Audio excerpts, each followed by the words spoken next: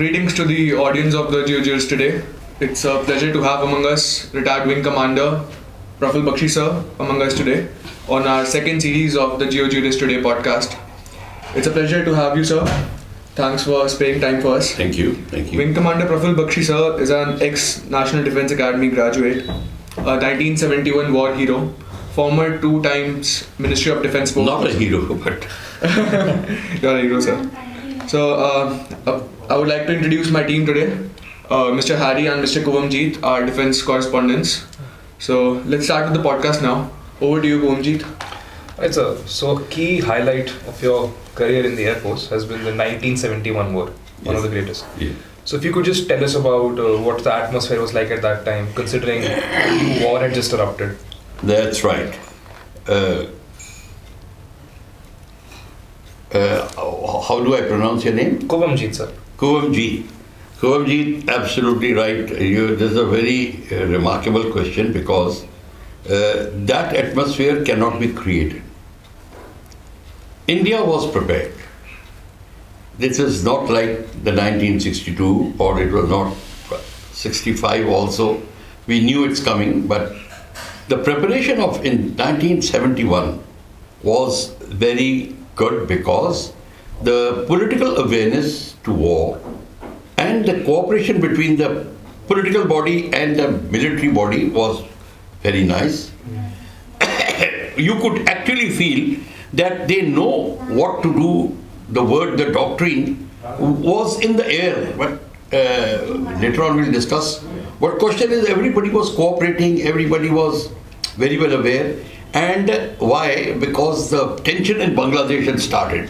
So everybody knew it's going to come. So preparations in the sense, air defense preparations, preparing the towns, preparing the airfields, sandbags, trenches, bunkers, all these things, moving the units to the forward area. And the mobility had increased. The air defense units, missile units, their mobility had increased. So, though missiles were not there at that time, but the air defense was there. Anti-aircraft guns were there. So that aspect was there, and forward air bases were prepared. Uttarlai, Jaisalmer, Barmer, and various other places, even in Punjab. The airfields were ready. So readiness was there, awareness was there. In fact, procurements had started much earlier and modernization had taken place. Actually, to tell you the truth, we are grateful to Chinese that they carried out a 1962 operation. It is that which jolted and woke us up that we must prepare. And that is why we stood against Pakistan so beautifully. Now I say we stood against Pakistan. Pakistan is 5 times smaller than us. Believe you me, if there was no 1962 war, our preparation was so poor that I doubt the results of 65 would have been in our favor. That is why. So we are grateful to Chinese for having woken us up. And that is why the experience of 65 actually gave us great impetus to face the 1971 war. And then political leadership was very clear in the mind. What is happening in Bangladesh? So the moral standing of India was absolutely correct. That we are standing by the downtrodden, by the suffering people. Bangladeshis are coming up, millions of them, into it. So the cause of war was absolutely clear. The forces knew why we are going to war. And in the eastern sector, the movement had started taking place much earlier. So sum total was that Army-Air cooperation was very good, very nice. Air Force and Army could make out what their requirements are. Though still there were a lot of shortcomings left, not because of lack of understanding, because lack of equipment was there, and the Navy was ready. Navy knew exactly what to do, and so everybody had the national cause and the war cause of war. Everybody was very clear about it. So I personally feel whether it was civilian, whether it was military personnel or a political body, they were very clear about the war, and they were thinking as one. As one. So Is that the reason why India won against Pakistan, beside being backed by China and US? Well, I'll tell you. We won against Pakistan was one thing. That Pakistan was is made up by their main body's army, ruling Yahya Khan was the ruler. 65 was earlier was Ayub Khan, then Yahya Khan. Now army does not believe, and within army there was lack of cooperation and coordination in 71. Within Air Force and army there was lack of coordination. For example, give you a small example, Longewala. They advanced into Longewala without air cover. That sort of thing. They did not telling each other. So our preparation was far better. The Pakistani preparation was actually very difficult for them to protect the north, the eastern sector. The East Pakistan, the Air Force was wiped out by us in the first 3 days. So the total air superiority we had gained. So when you get the total air superiority, now your advancing is, they cannot hinder your advance. And secondly, Pakistan was fighting on a political cause which was lost. The Awam, the public was against Pakistan. When your public is against you, you cannot fight a war. Believe you me, your defeat is imminent. And that is what happened. Every Bengali, self-respecting Bengali was against Pakistan. Of course, few had joined them and all for their personal gain, but I don't know. But they had lost. So when the Pakistan, East Pakistani Awam is on your side, on India's side, and against Pakistan, and their air power is wiped out, they had nothing much left but to surrender. In fact, in Dhaka, when they surrendered, there was more army of Pakistan in Dhaka than the advancing army of India. Yet they surrendered because of astute political maneuvering of General J.F.R. Jacob, thinking of General Sagat Singh, and all these generals played very well into the system. Pakistani army had developed into as if, what do you call it, warlords. They were like warlords, Ayyash, absolutely. Their bunkers were captured, with women were there with the soldiers. Now you don't go, if you have women with you in a bunker, what fighting are you going to do? We are sleeping with pillows in the trenches. You cannot think of fighting. So this is a perfume and pillows and women and all that thing. So question was finished. The war was lost. And that is what General A.A. Kenyazi, he was absolutely clear. People had met him after that. So one question that I have is, how did Pakistan manage to strike Indian bases for the starting of the war? They also managed to strike the Agra base, which is very close to Delhi. So sir, why didn't we have any diplomatic intel? No, I tell you. I told you about this equipment. Our night fighting capabilities had still not developed. Radar could pick up the enemy, but the interception was very rare. Just by MiG-21s can do the interception. And we had an old night fighter at Vampire, which were obsolete. So we did not have a proper night fighters. Even night attack, other fighters could not do. Night bombing, etc., which was like Canberras were there. So, and secondly, Pakistan was already preparing. So we knew the war attacks will come. So their intelligence, of course, was good, and they prepared. We knew the attacks are going to come, and in a way, their attacks, when they came, it gave us a total clearance to start the war. They have attacked. So that was there.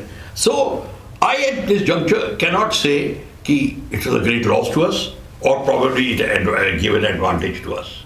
Whatever the case may be. I was in Jodhpur when the attack came. But the Canberra that Pakistani B-57 used to come low level. Now there was air defense by L-60s. L-60s were hardly accurate, and there was no night fighter.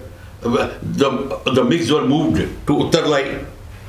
So that aircraft came and bombed. Mercilessly bombed the ammunition dump. He bombed the runway. Luckily, the runway, nothing happened. Within 2 hours, the runway was repaired, etc. So there was not much of a damage, but attacks were done in 71, Agra and all. We also carried out attacks There is no doubt about it. And we carried out with great impunity in daytime.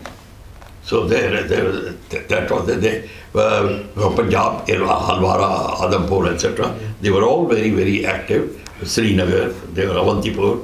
All these air bases were very Jodhpur, Uttarlai. I was at Uttarlai, so I know it very well. The cause of war to Pakistan was lost. So when you're talking of Western sector, Pakistan knew we had lost East Pakistan. When you have lost your half the country, what are you fighting for? So there actually war was lost, cause was lost. So we are fighting it. So, and as I told you, they advanced in Longewala. We were supporting from Uttarlai, we were supporting the Longewala. But what happened? Nothing. They had no air support. In fact, there was the Pakistani intercept on wireless. He is requesting to send the air. He says, इन लोगों का जहाज आता है, 20-20 minute ऊपर मंडराता है, हमारे को bombing कर रहा है, अटैक कर रहा है, आप अपना जहाज भेजो. But they did not, because Pakistan Army, Air Force did not know that Pakistan Army has advanced. So there was no correlation. There was lack of coordination. That is one of the main problem of Pakistan. It happened in Kargil also. The Army and Air Force did not know. Air Force did not know what Army is intending to do. This happens when there is a total military rule and lack of coordination and lack of political thought. So Army commanders make their own objectives and carry it out themselves, keeping the Air Force out. And of course they are very corrupt also, and I'll tell you about their corruption. But that's besides. So 71 cause was lost, though they did display quite a lot of professionalism at places. They did that. But since the cause was lost, like in 65, they did quite well. 65, they did quite well. Even I can say they were at par with us at most of the places. We cannot say that we won the 65 war. No, it was just on equal terms.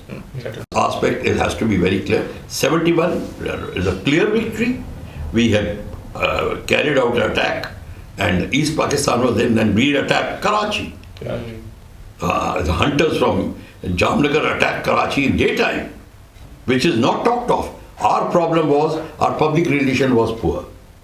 We did not. Our media coverage was bad. Public did not even know.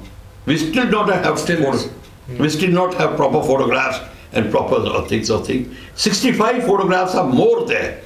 But somehow the leadership of Air Force did not think of that. So media has very little, but Longewala stands out, a very clear victory, and there are other places where we did very well everywhere. Pakistanis had lost the cause in East Pakistan. Their total Air Force was wiped out. So actually, let me tell you, the dictum is, if you don't have Air Force, your defeat is imminent. Let me tell you. Air Force can help you bring the victory. Air Force can destroy the enemy, but your victory is only when your army goes and occupies the place.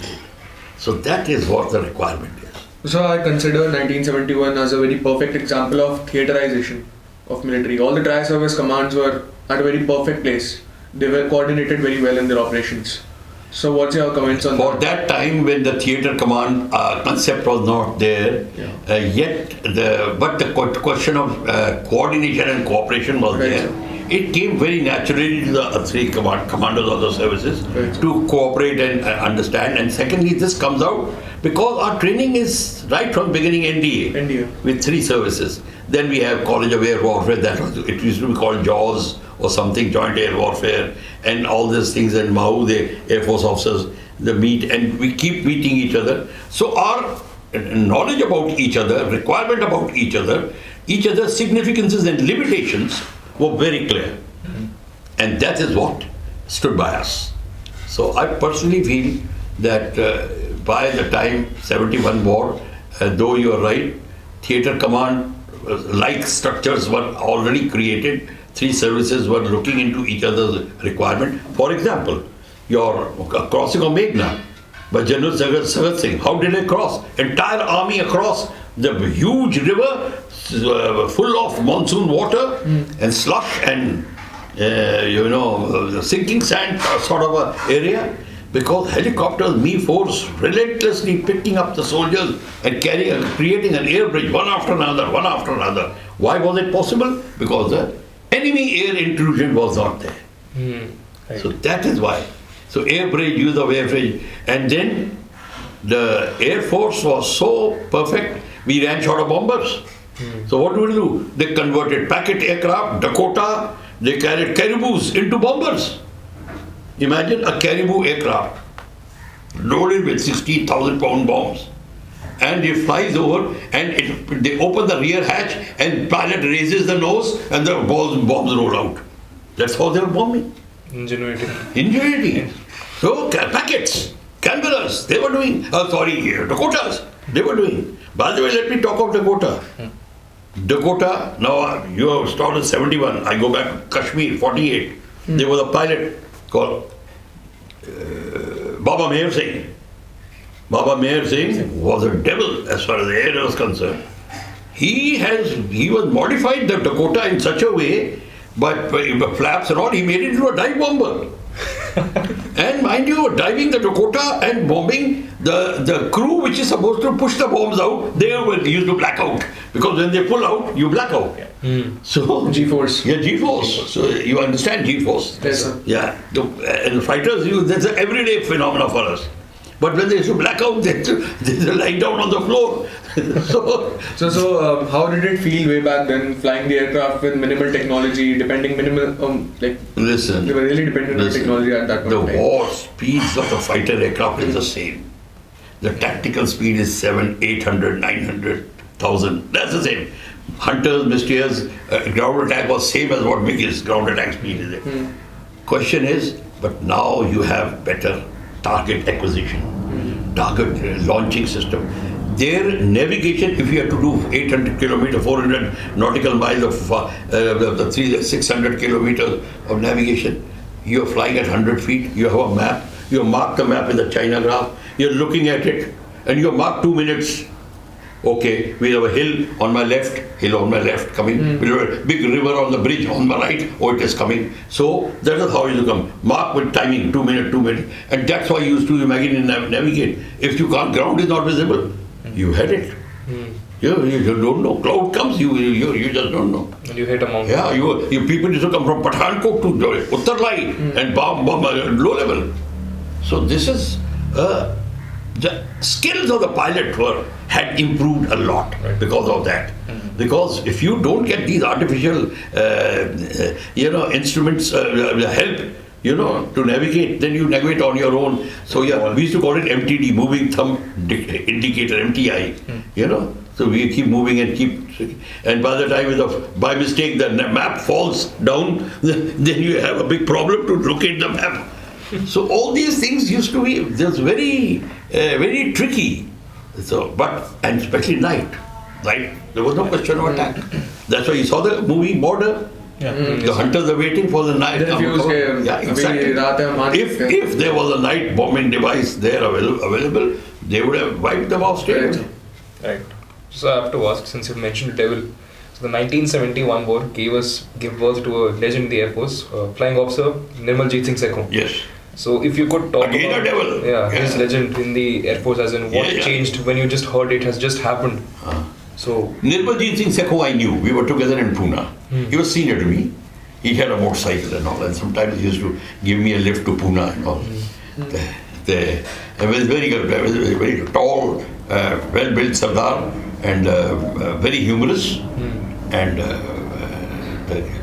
very fond of good food, and chal chaliye, oy bachchi tu ki itte kar rahe hai, chal, like this he used to say. So we used to go there, and then he was posted to Nats in Srinagar, and that fateful day, he was number 2 to his leader, and Goman and G-Man, and then they took off when the attack came, 6 aircraft.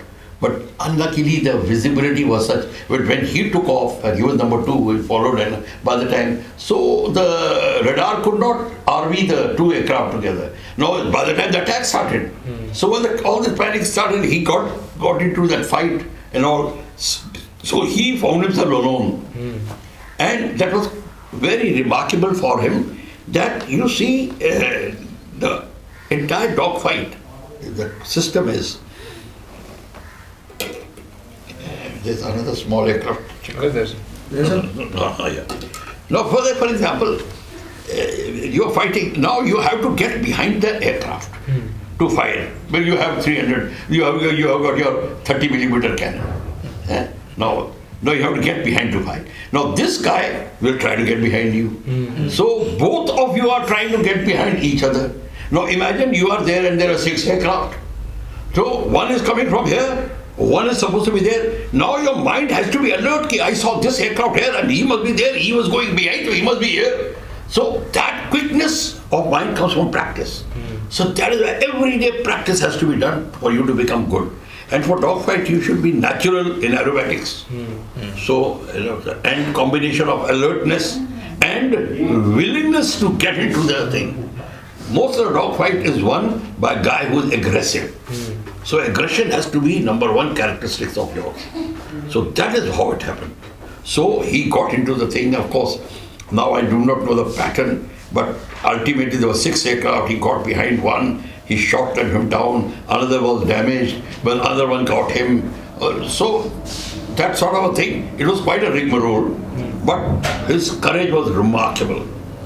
His skill was remarkable, his courage was remarkable. He held his ground for long enough. He held his ground, you overheld his ground. I'm telling you, Nirmaljeet Singh Sekhon, what he deserves even better than that. Even the Pakistani officer who shot him down, he do send praise and citation. I think his name was Mirza. No, yeah, I'll tell you about Pakistanis. Let us be very fair and frank. Pakistanis always displayed that characteristics. Respect the brave. They are natural fighters. Let me tell you one thing. They are not, you can't say, you just can't write them off. So they are there. They send him a praise. And that was, he well deserved praise. It was. So this is how it was. So dogfight aspect is very, very, that is why pilots have to be trained in a dogfight. And you have to like dogfighting. Then only you get it. If you don't like it, then you will just do rudimentary. You may go to war and not get into a dogfight. Dogfight is only when you are attacked, when somebody comes and attacks you. That is how it is. So have you ever been in a dogfight yourself? No, not in actual war, right, because we never got into that situation. But I wish I was. But later on we did practice, like I told you with the MiG-21. We wanted to evaluate an aircraft called HF-24. I was flying HF-24. HF-24 was supposed to be, as I told you, cleared for Mach 2.6. Airframe was so beautifully designed, cleared for Mach 2.6. Which aircraft is cleared for Mach 2.6? Even now. Means when you ferry the aircraft from say Jodhpur to Bangalore or Delhi to Bangalore and a MiG-21 took off along, you were ahead. His cruising speed is Mach 8.83, yours is 0.93, yours is 0.93, is 0.85. So this is the difference of the speed. So what happened to HF-24, sir? HF-24 story is that we could not get a proper engine for it. Now is our weakness. We never developed proper engine technology and engine metallurgy. The word is engine metallurgy. And proper metal we could not get, though we have so many steel industries, but we could not develop. And Egypt was making an engine E300 against various collaborations, which Russians were not liking. This is my personal opinion, that it was not liked by a lot of other countries. There was a Farnborough Air Show report on HF-24, which said that if this aircraft develops to its full potential, but then by turn of the century, no third world country will use this aircraft. No third world country will use any other European aircraft except HF-24. The European industry, war industry, did not like. So they said, let's get it out. So Russians forced us. He says, we have given you so much of equipment. Why don't you buy our MiG-23? So India said, we have squadrons are full. He says, what are these 3 HF-24 squadrons doing? 10 squadron, 20 squadron and 31 squadron. You ground them. Can you beat it? HF-24, which had flown 4 hours, 5 hours, was put on the grass. Just because the recommendation of Russians. Just because the Russians twisted your arms. This is the truth. So then lead backs to It means our doctrine is so poor, our political standing will always be poor if your military strength is poor. So if you have to be strong, your indigenization should be perfect, then your muscles develop. Otherwise you can forget it. Indigenization is the protein which develops your muscle. If you don't have it, forget it. You can keep buying. How much can you buy? Kargil war, your 155 millimeter shell, you are taking your hat around to buy. People were selling you at the rate of gold, 155 millimeter shell. Yet we fought the war.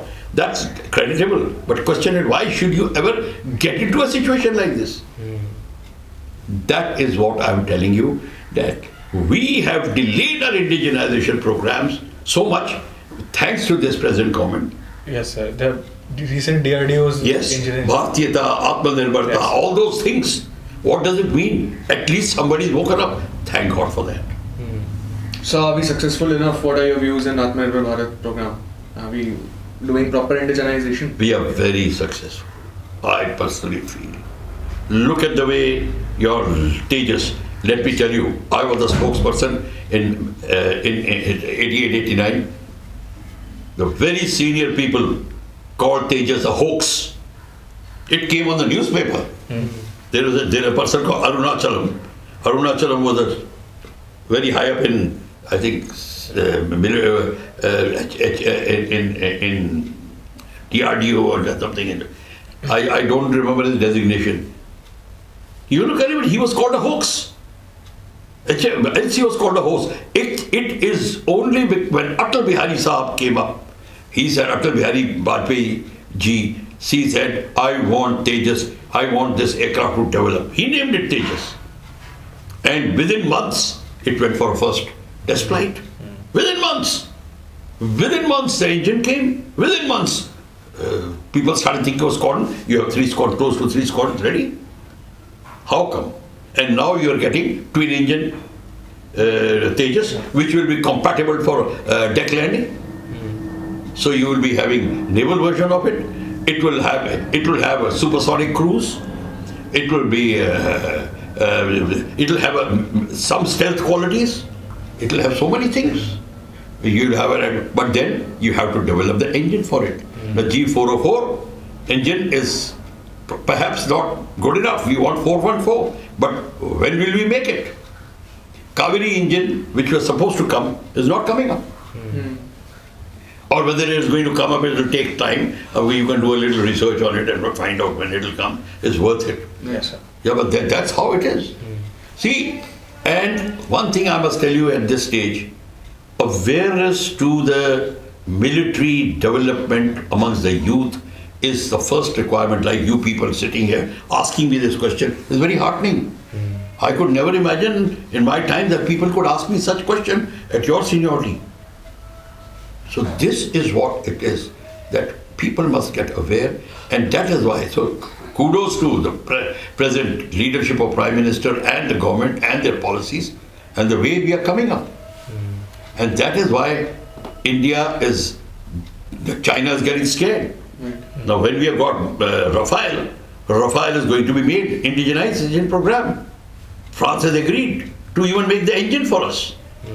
Here, when we make the engine, we have to make sure that we get the clearance for R&D and development and selling it off. When I say selling off the defense, it means exporting. Right. When you are exporting, you're getting your money back. Because the biggest money spender in your country is defense. Biggest money spender. 43%. That's why biggest scandals are there. So that is why if you start exporting defense, your defense is, that's why China is so ahead of you. Because China is exporting anything for 80s onwards. So Karakoram and all these aircraft he gave to Pakistan, J7, all MiG-21. We made China, same time. We got 62, 63, a MiG-21, so did China. China made it into F-7, started making their own research, R&D, exporting them. They showed 2 hoots to Russia. He says, yes, copyright or no copyright, we are making it. They shamelessly copy weapons across the You world. call it shamelessly, you call it anything. I appreciate them. Because for their own country. If for my country I have to even kill a man, I'll do it.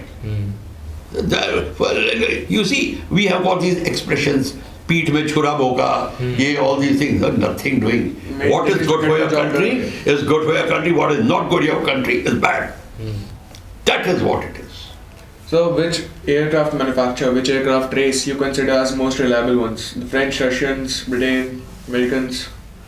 Let's be very frank. Previously, it was the French aircraft, which are still there.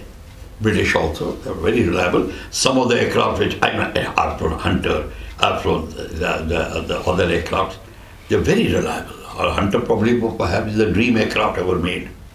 It can still perform very well if they make a right engine for it. Now, right development for it. Mystère was very nice. French gave us 4 aircraft. Tufani in 54, Dassault Company. Mystère, Dassault Company. Mirage, Dassault Company. Rafale, Dassault Company. Very reliable. That is why Mirage was still using Balakot airstrikes. Mirage is still going to be used. Yes, sir. Mirage is very good aircraft, there's no doubt about it. So is going to be Rafale. Rafale naval version is going to come up. Russians have improved a lot in reliability. We have had a problem with MiG-21 and some foolish media called it coffin, flying coffin. Flying coffins. I didn't appreciate that. We are against it. But question is, there was a fact. We were losing more than other countries who were using MiG-21. Why? That question we have to introspect, ask ourselves. Why was it happening? Was there any maintenance issue on our side, sir? You see, when you are, every part of the life, you in a shaft, a quill shaft or any shaft or anything, if you keep giving extension, there are torsions, there are tensions within the metal. Metal can break anytime. You cannot even make out when will it break. So that sort of things what started happening in MiG-21. Though otherwise, from the point of view of maintenance, was very good. Our people did not take any shortcuts. But then when you put them on a handicap like that, that is what had happened. But Sukhoi 30, MKI, top of the shelf. It is best aircraft. So Russians also are good. French were always very good. British, till such time we had, were reliable. Even Jaguar, Savicat, the Hunters, very good. Canberra, you can't even think of a better aircraft, a bomber of that class. Very good. But when it comes procurement from USA, the aircrafts are heavily priced.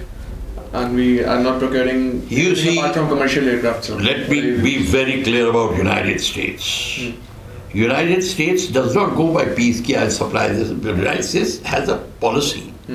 Our policy with the United States never worked out well. Let me tell you one thing, well, a lot of people will not tell you. 47, the creation of Pakistan was America and British together. They had thought about it. But why they wanted a base, Gilgit, Hunza, that area, was to show their dominance across Afghanistan and Central Asia Republic, all those areas. They were there. But the question is, America made a very good gesture towards us in 47. They said, we would like to have autonomous area where we will develop your aviation for you, HAL area. Walchand Group. HAL had made the maximum aircraft in Second World War for the Burma campaign and Hump. Yeah. All these aircraft, American aircraft, were made in HAL, which we don't know. And then we did not do it for some reason.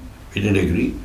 Then, or some political reasons, they championed Pakistan because they wanted a solid area out here so they could develop and keep China at bay, and Russia actually was Russia at bay. That is how Pakistan became strong and Russia was kept at bay. But how long can you keep Russia at bay? Finally, Russia had to leave. Taliban came and the development and all that. That history is there. But question is, American aircraft were offered to us right from the beginning. 71, they wanted to offer us, they offered us Freedom Fighter, F5, which we did refuse. Then they had offered somewhere late 70s, mid 80s, Corsair. We refused, yes. Then F-20 Tiger Shark. Yes, so many aircrafts are offered. Thereafter, F-16 and F-18, and we have refused F-16, F-18. Rafale has made a win over that, and we have bought Rafale. That is why, actually, to tell you the truth, international politics. France has taken a badla, a revenge. Why? French submarine deal. AUKUS was the submarine deal in Australia was scuttled by America. Says, okay, F-18 की बारी आने दो. When it came, they scuttled it. It was a shock to France. Yeah, Cut them off. it was called, but it was shock to America that we cut them F-18 and F-16. This is how it goes on. So, I'm sorry, a lot of people will not mention it to you, but this is the truth. So this is how the things are going on now. So, but at the moment, Russia is very reliable, whatever they're giving us, but their capability has gone down. Why? Because the Soviet Union has broken up. The aircraft industry, defense industry has been distributed. So scattered. So that is why. And they openly admit it. So they have, that's not there. But French are always been reliable to us. They are with us. British industry has gone down. So what else is left? So we have Americans and French. So between them we have to decide. Now comes, where are we coming now? America is championing us in the South China Sea area, Asia Pacific security zone, which is coming up, strategic zone, where they are coming up. So now we have to see how much America stands by us and how our policies develop now.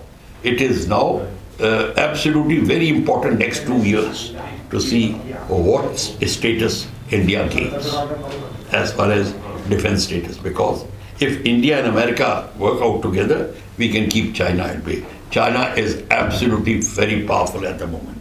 Let us not say Chinese ko hum ye kar denge, wo kar denge. Never fool yourself. Our soldiers are of course very brave, there's no doubt about it. But you have to give them proper equipment, proper support.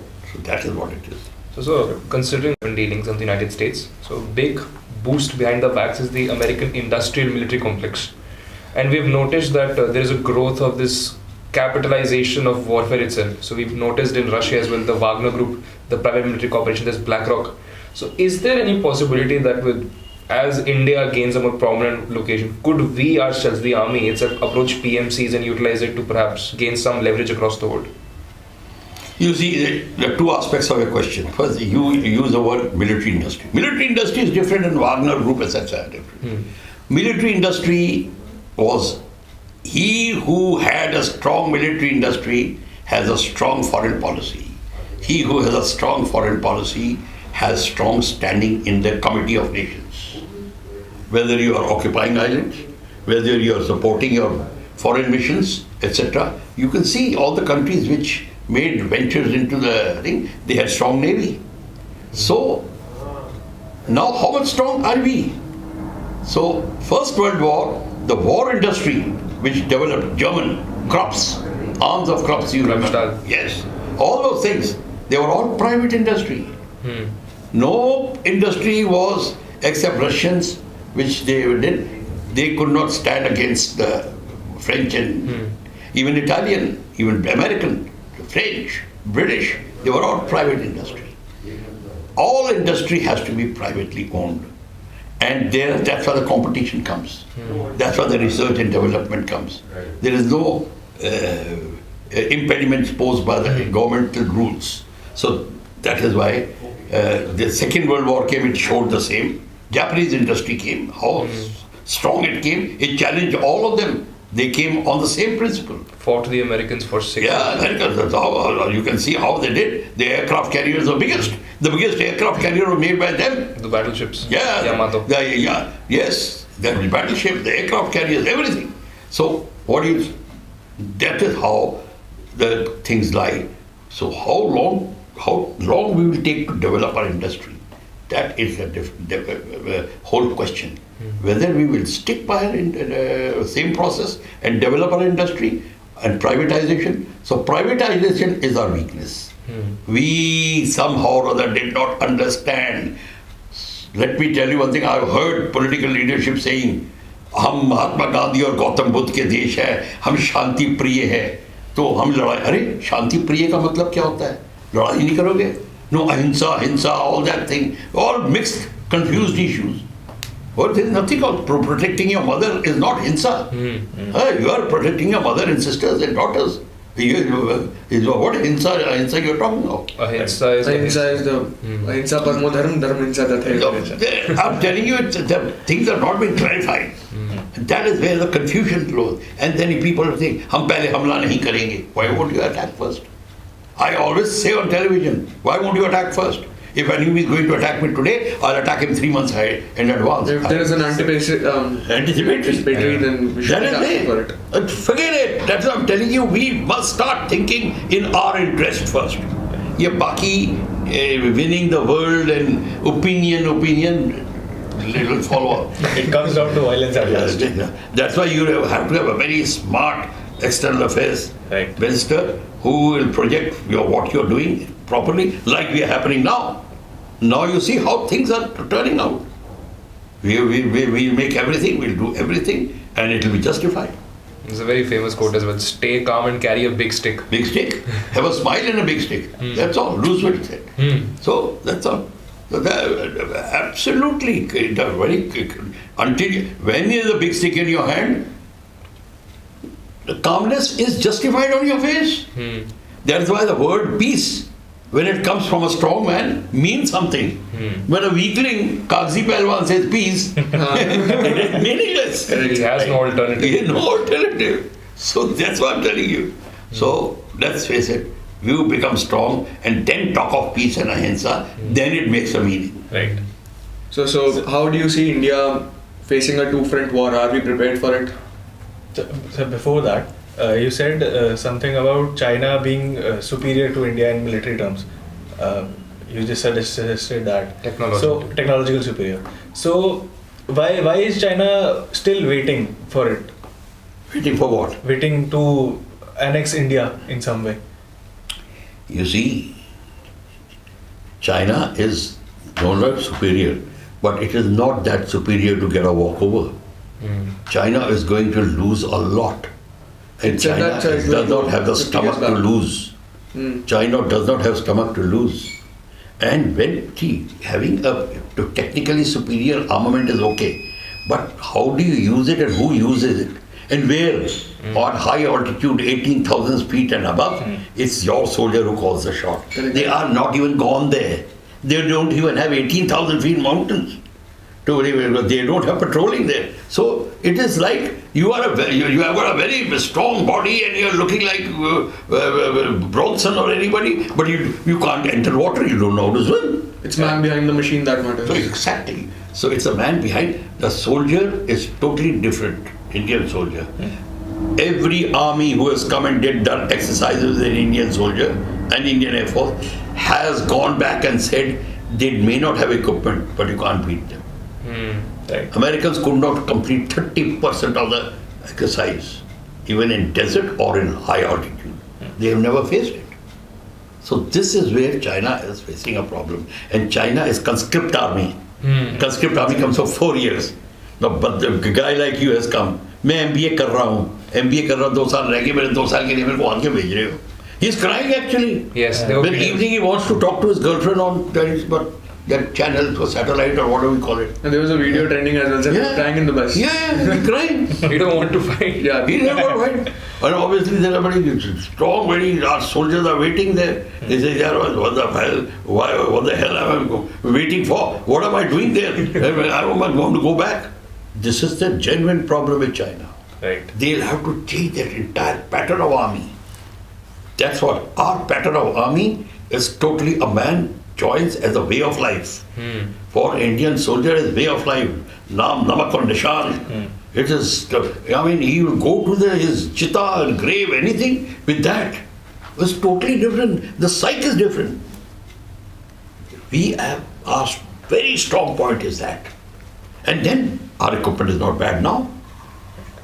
That is why last 8 years I'm again repeating 10 years and just wait for next 5 years. You just wait for next 5 years. Your flag will be all over, right across the Red Sea to Australia and beyond.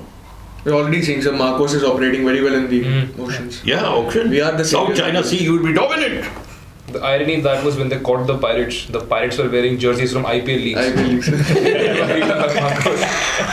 Thank God they did not have Amitabh Bachchan songs.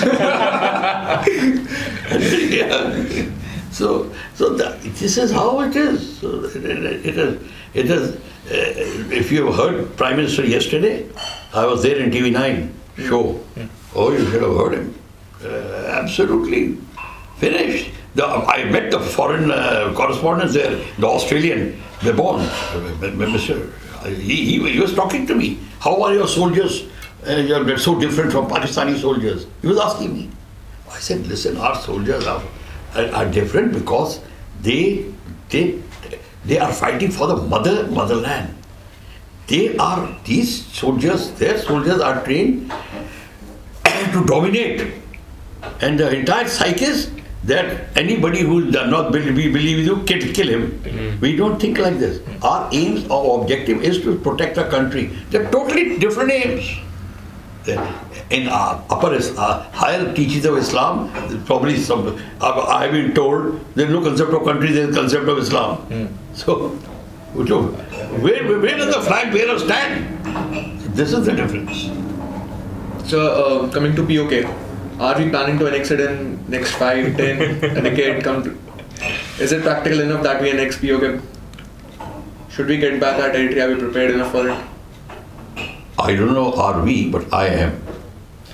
But let me tell you one thing, why I'm saying that. It is but natural. It is happening in the scheme of things that the POK has to come to us. POK people want to come to you. They have been totally deprived. Strategically, that area It's very important. is important for you. POK people know it. And Pakistan knows it. And secondly, Pakistan's situation has gone so bad. Why? Now, if you ask me that, I can explain to you. And that is why you can see the Khushhali, the progress in Kashmir. How?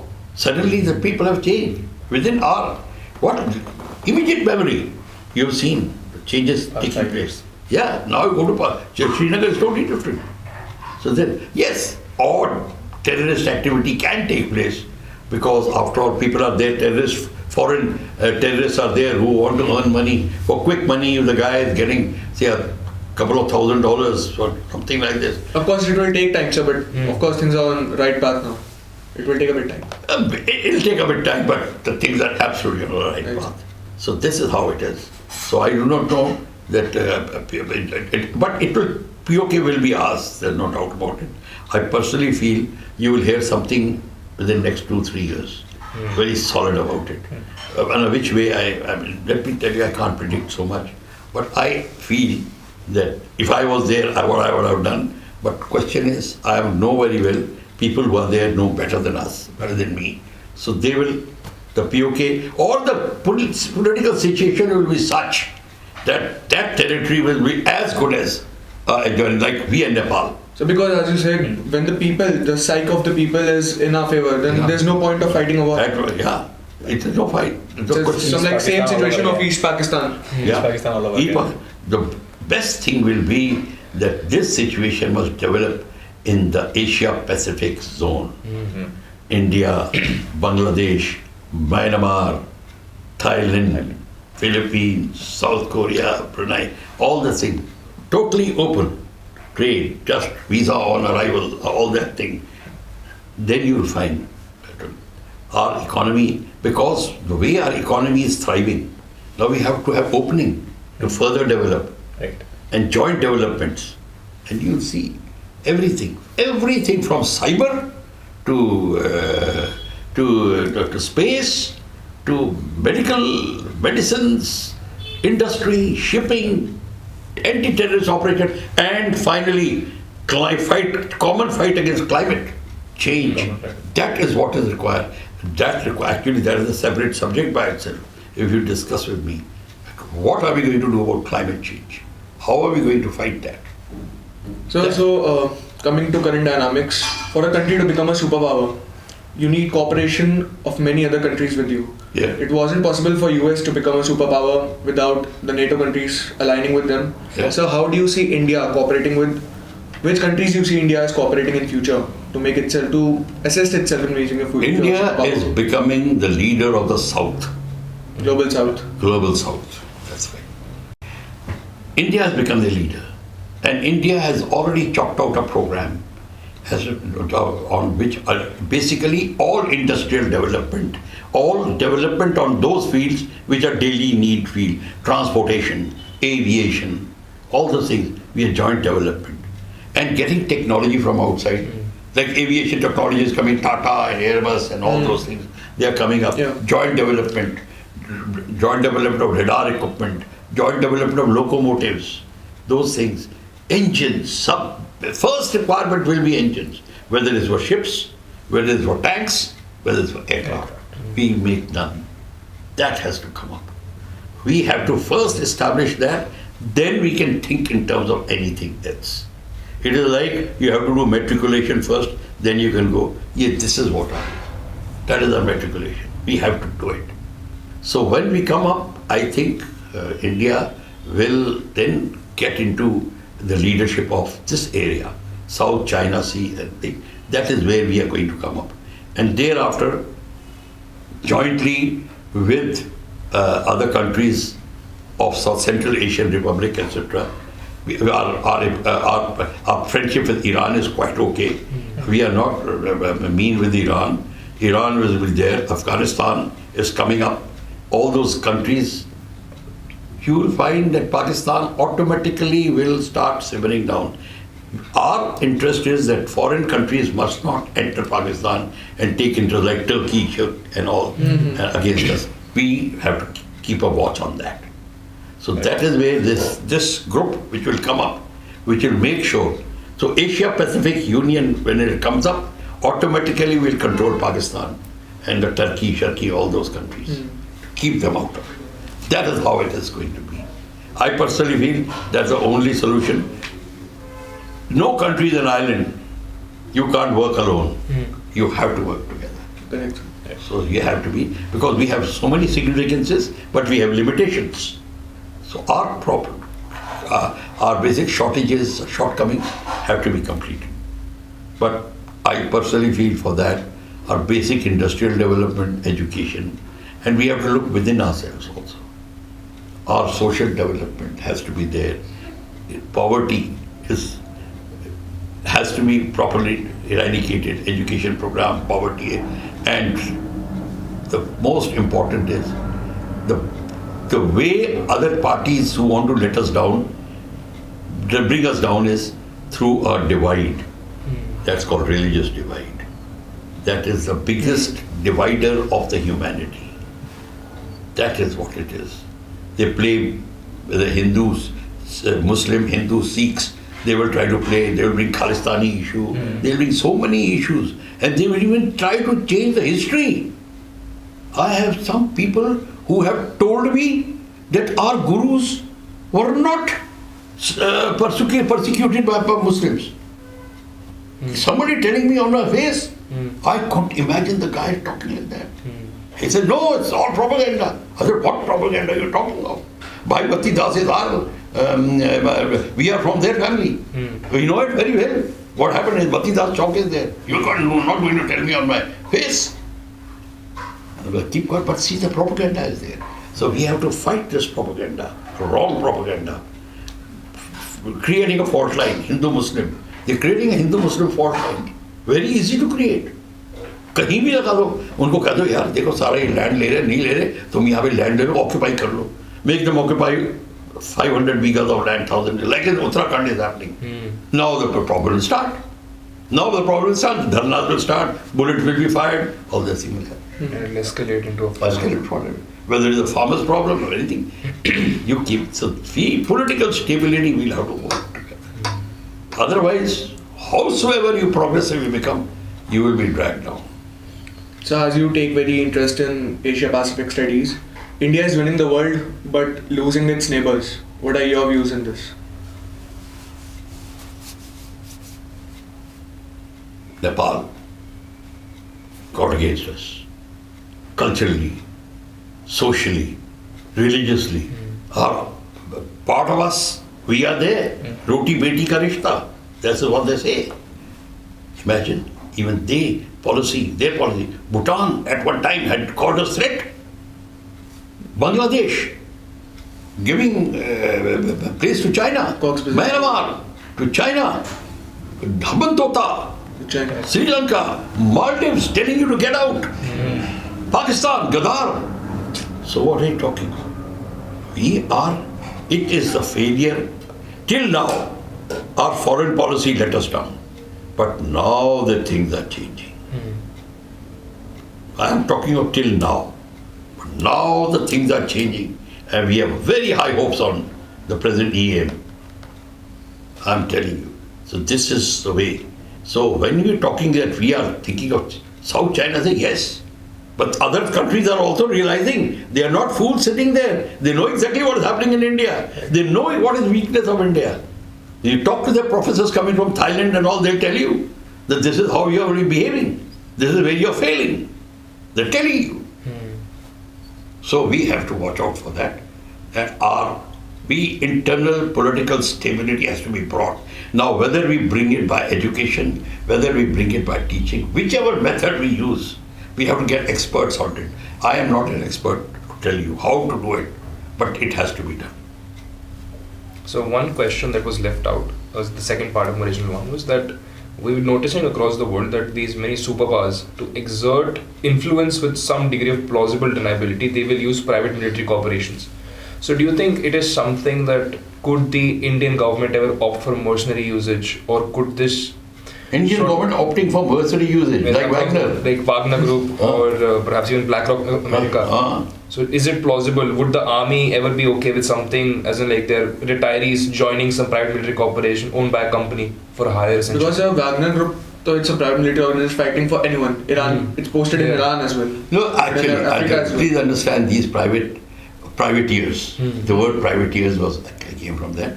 They received pirates, etc. Earlier days, they used to gather strength. Then they used to approach the king. Listen, we'll fight for you. We will get that island for you. So the pirate king says, okay, you do it for us. And then he grants him an honorary, some rank, duke or something. He makes it, or something like this. And he is knighted also, Sir Francis Drake. Yes, so all the things. So things, that is also what, that's the Wagner group only. So exactly. So this is what this Wagner was trying to fight.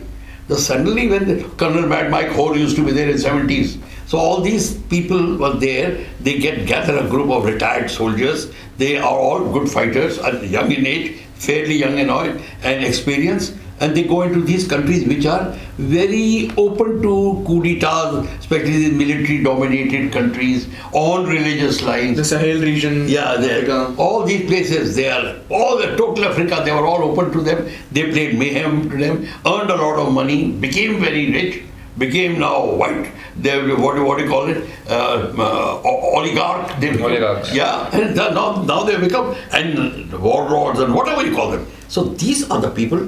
Indian army will not tolerate it. The character of Indian army lies in their quality of soldiery. You take away the quality of soldiery which is made up by their old traditions and customs. You take it out. You dilute the elan of Indian army, and thereafter you will find the downfall. The day Indian army loses that elan, it goes for a downfall. We should not say, no, Indian army is westernized, something, nothing doing. Indian army is totally Indian. If you go to a battalion, you will find what is the difference. That Australian yesterday was asking me, how come your Indian army is not taking over? How come they are so religious? I said, you go to an Indian army regiment. There are Pandits, Brahmins, there are Sikhs, there are Muslims. There is a mandir, there is a gurdwara, there is a church or a masjid called Sarv Dharm Sthal. Whenever there is a defense procurement. And if there is a Pandit has fallen sick in Ram Navami, the Maulvi comes and does puja. And way other way around. So between Sikhs and Hindus, you don't even have to say it. In Gurbani, there were 7,000 times the name of Ram has come. So there is not, everybody knows it. But the person who wants to play the game, naughty, he will try to do it. So this is, I said, the difference between us. And in Pakistan, in other countries, they don't have this. They have strict Muslim or Shia Sunni ke saath khana nahi khayega. Christian Muslim ke saath khana nahi khayega. How can they do it? But within India, it's not like this. So he couldn't believe it. He says, I've heard of it. Is it true? I said, you take the permission from Ministry of Defence, I'll take you. I'll show you. But sir, with Agniveer's advent, we will now have more people with military training of service age now coming out into the civilian world as well. So does it not become a very real possibility that the circumstances are developing right then and there? You're going to have a significant chunk of people who know how to fight, who have experience, and now they're in the civilian world. So could they not snatch up? We even got reports of Indians fighting in Russia as well. They got tricked into doing it. So now they're part of the Russian army in Ukraine. You see, there is one thing. Trained soldier, age in his favor, energy and strength in his favor, there's no doubt about it. He can get. A lot of our soldiers did go to Afghanistan. A lot of our officers went to Afghanistan. They worked in private companies, but on administrative posts. So that Americans don't have to look for people to run their administration. That is a very sensible thing that happened. But they did not take part in any of the war. Combat. Like maintaining helicopters, maintaining stores, supply line, all those things, okay, that's all. That's part of the job. That is okay. But there has to be a line drawn. If they pick up a gun and then start fighting somewhere where India gets embarrassed, and when they get caught, then Indians are rung up, oh yaar, tumhare 15 soldiers yahan baithe hue hain, kya kar rahe hain, POW ban gaye hain. So all those things. So that sort of a thing has to be avoided. So something has to be done, but by and large, Indians are quite okay. Now, our 8 naval officers have been brought from Qatar. They were been accused of spionage. No, it has been proven it was wrong. So they've been brought out. To an extent, our government can do, but more than that, if the Indians start doing, where Indian soldiers are very much in demand, very much in demand. The American who was here he was wanting to send Indian soldiers to Iraq and all. He met me. He said, can we arrange? I said, no, not this. This is not correct. He says, a lot of countries are going. I said, no. And but I cannot take part in this game. We cannot do it. This is uncalled for. So coming to Qatar, we have seen that Qatar is now becoming the world negotiator. It wants to become the world negotiator. When it comes to Israel, Hamas, terrorist, top Hamas leaders, they have their offices in Qatar. When it was the story of Taliban, top Taliban leadership had their offices in Qatar. Now there is the issue of India, and a month back only the officers have returned. So what do you think? What's its strategy? What Qatar is doing? It's funding Hamas, then it's inviting that negotiate with us. Listen, one thing, all the countries are doing the similar thing. They are doing it. They want their gain. They know it very well that the ISIS, the countries, Islamic countries, are saying, oh my God, we should have peace and we have that. And then they are funding the money to terrorists. They are doing it. They will continue to do it. There is no way out of it. There is nothing, there is no rule which says you will not do. Because ultimately, in the end of the day, for some countries, religion is the end. They are saying. Even when the fight will come, Shia Sunni will forget the differences and join. If the potential difference between the religion is there, with Hindu versus Muslim or Muslim versus Christian or thing, then the potential difference is different. And thereafter, they will combine and join. This is the danger. That is why I always say that people should be brought up with the teaching that it is not the interest of the religion, it is the interest of the nation which you should think of. Each student and each child must think of his mother. Nation is the mother, interest of the mother is prime importance. Religion should not be brought up. Otherwise, religion can be dealt with in a very, very harmful manner. So, sir, coming back to the whole Indian Army's indigenization as a concept. So, one thing I have to ask is that do you ever think that India could develop an extreme, like in America, there's this issue that exists that military companies will often do immense amounts of lobbying. When 9/11 happened, what they did was they were lobbying the country to go to war. So as India indigenizes, we have private companies. Could this problem erupt given that we are often are aware of the nature of our politicians? Then what does India do? What do you want to know? As in, sir, is this like a possible thing? What would happen in the case that we have private corporations now lobbying actively in the government? Ki procure this, start this, go there. There is always a possibility. When you are making your military equipment, you want a market for the military equipment. How do you get the market for your military equipment? Create a war, create a conflict. If F-16, 2 F-16 or 1 F-16 factory closes, president loses the election.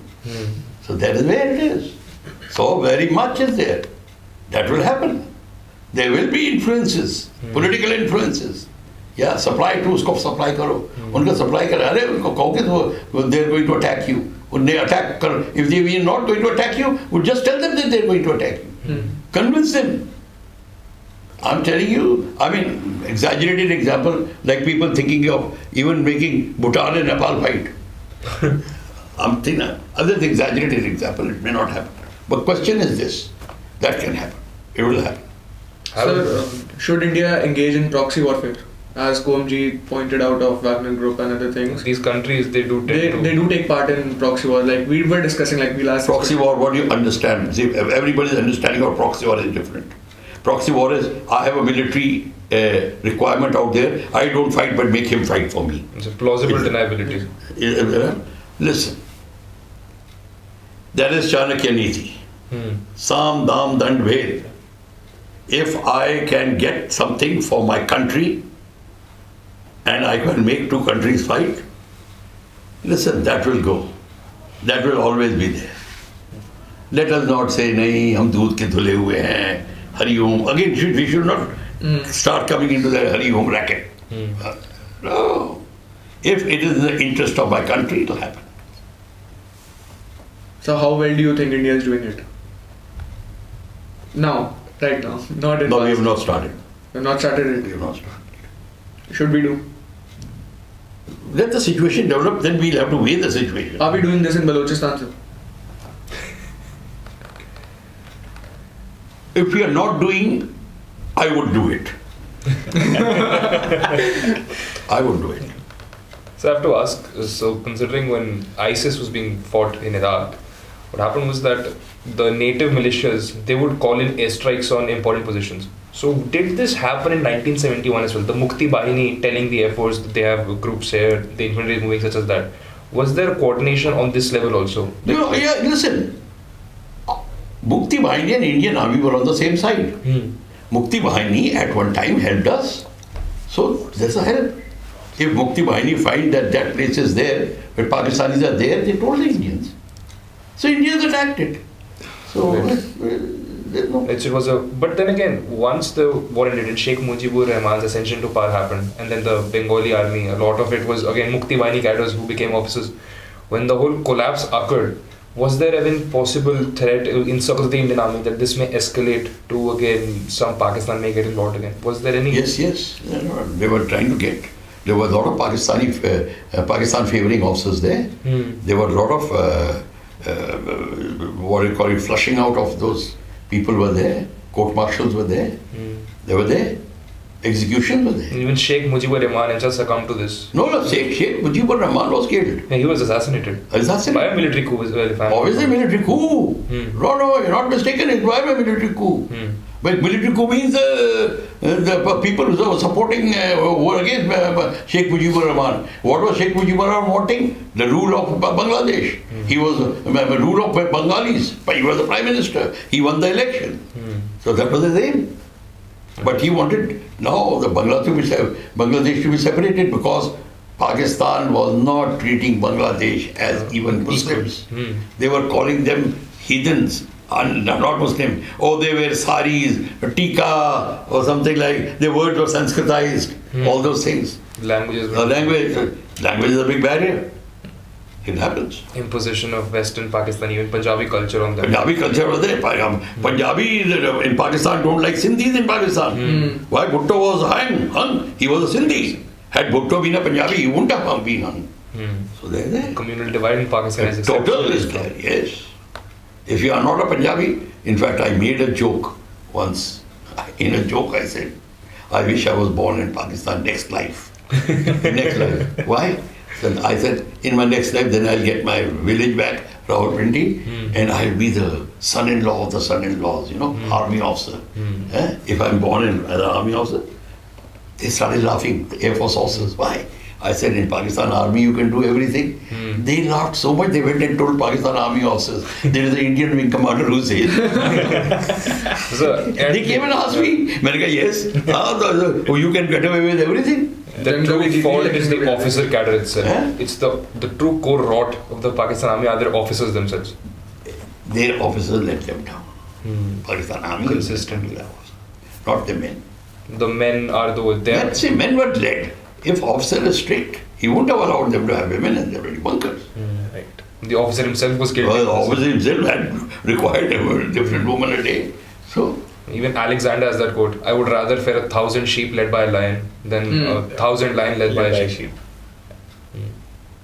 So one thing we have to ask for the benefit of our viewership also is that we have a heavy viewership among army aspirants. So if you could tell us about how SSB was like at your day and how NDA functioned, any stories or something along those lines. You see, SSB's function was absolutely very fine.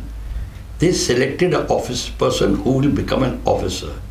See, what is an officer? Officer is not a guy who can wear boots and belt and salute properly and all. That's not officer.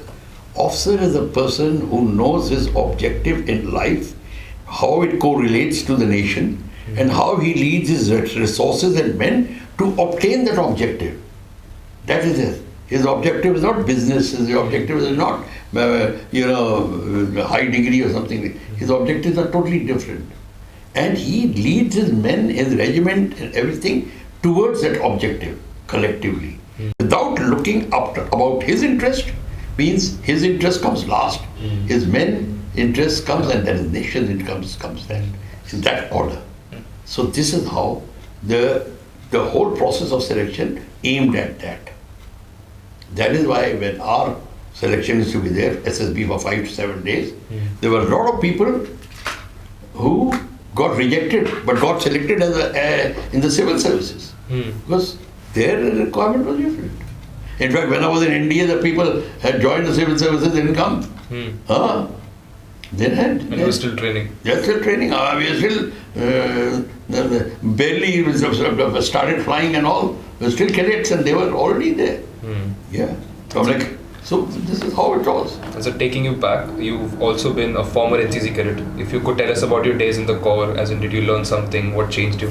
NCC, I was junior wing, NCC I was there in my school. And there we were exposed to Air Force. Of course, I wanted to join and become a fighter pilot because my mama was 1942. He died. He was a fighter pilot, and I just liked flying. That's all. So I wanted, and my aim was absolutely clear. So we were there. My brother joined also, and he also wanted to become a pilot. So he joined and became a naval pilot.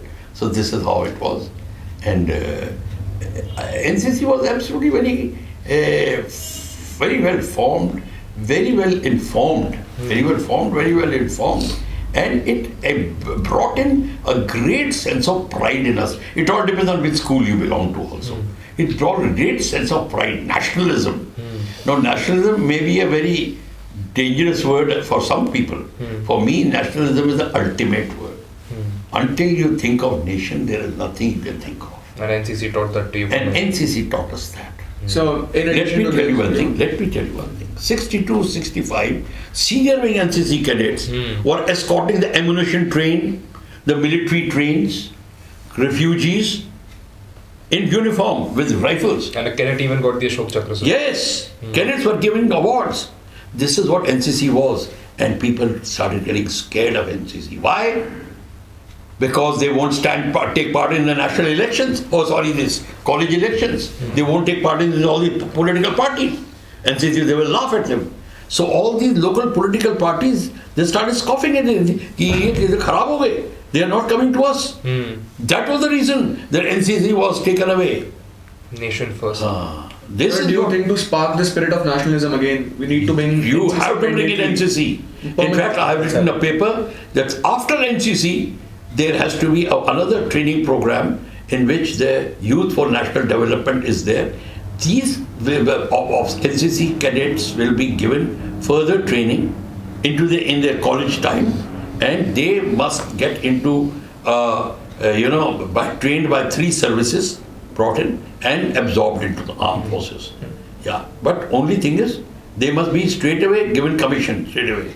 So that is how it is. A program which I thought of it. So should it be mandatory in the youth?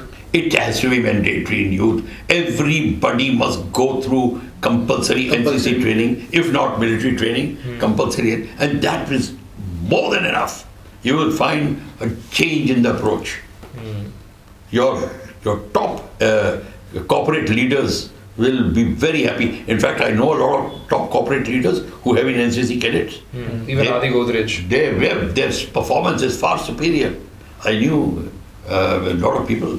When you put the nation first, you think about the nation. Everything total. That is where the politician does not like. I personally advocate a lot for it. The politician does not like it.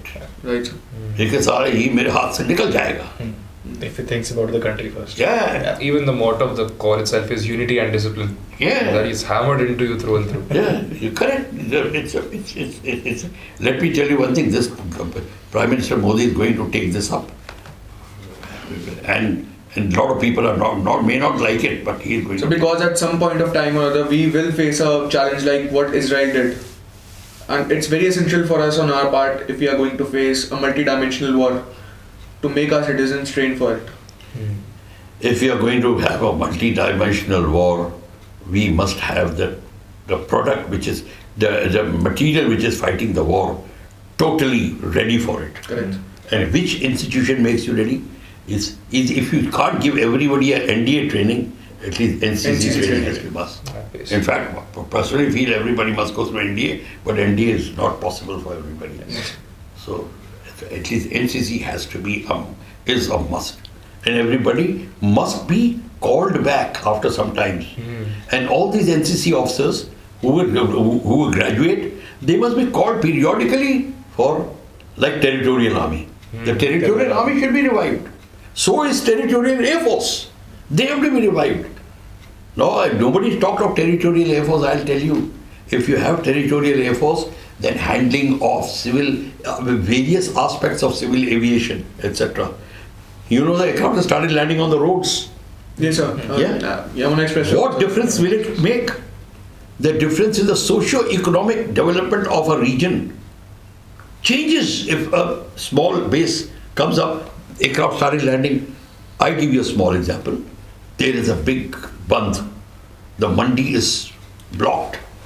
Your food is not going out, grain is not going out. The aircraft land, load it, take it somewhere else. Under the commands, proper security. You have to do it. That's where the territorial force. Now the political body does not want the mandi to be played with. The biggest political scandal takes place in the mandis. Because who is in mandi? The farmer. And farmer is a man who's 80% of the population. So you're controlling them. If you negate them through this way, you will see the difference.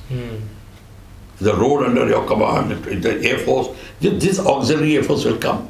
And this is a combination of NCC, thinking person, an auxiliary Air Force, territorial army. All these are nation building pillars. These are the things which will strengthen the pillar. So due to time constraints, I'll have to ask my last question to clear the narrative of Agniveer scheme, because even yesterday also there was a lot of debate going on ahead of the 2024 polls.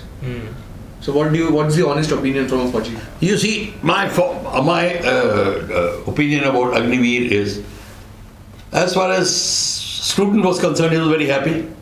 He got pay, he got thing, and if he was absorbed, it's good enough. Otherwise, he came out with sufficient money and good opportunity, training, etc. He would have been far better. He wouldn't have been so good had he been a 10th class or something like this, roaming in a village. But now But our armed forces will not gain much until and unless we make it the other way around.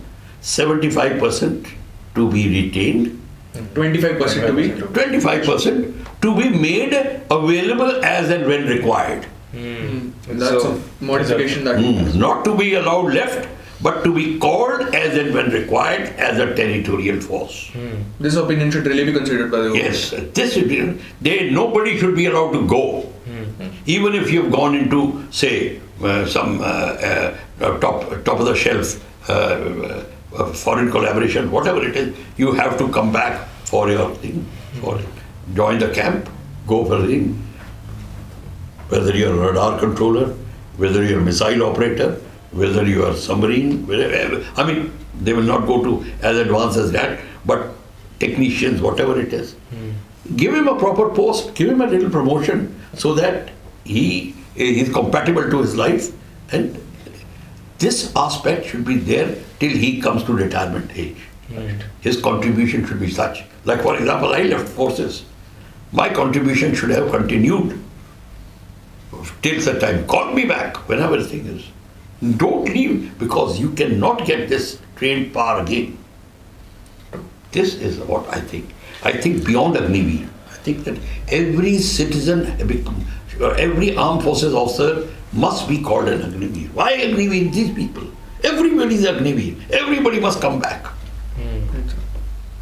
Now, of course, we can work it out. We sit down together and polish it up. We can work it out very well. But I'm very happy people like you are thinking, I think you are the youth. I mean, you are in your 20s. Yes. Yes, sir. So imagine. There you are. What more do you want? That's Thank you, sir. Thank you, sir. Let's come to the conclusion of the podcast. What are your feedbacks for us, sir? How was the podcast? By God, I'm surprised. I did not expect this. I did not expect to be grilled so much. No, we're very happy. I wish we could have more of this. Definitely, Life sir. is made. We will have a further series on. No, life is made. I feel very young today. Suddenly I found my blood is flowing. But this is what it should be. Yes.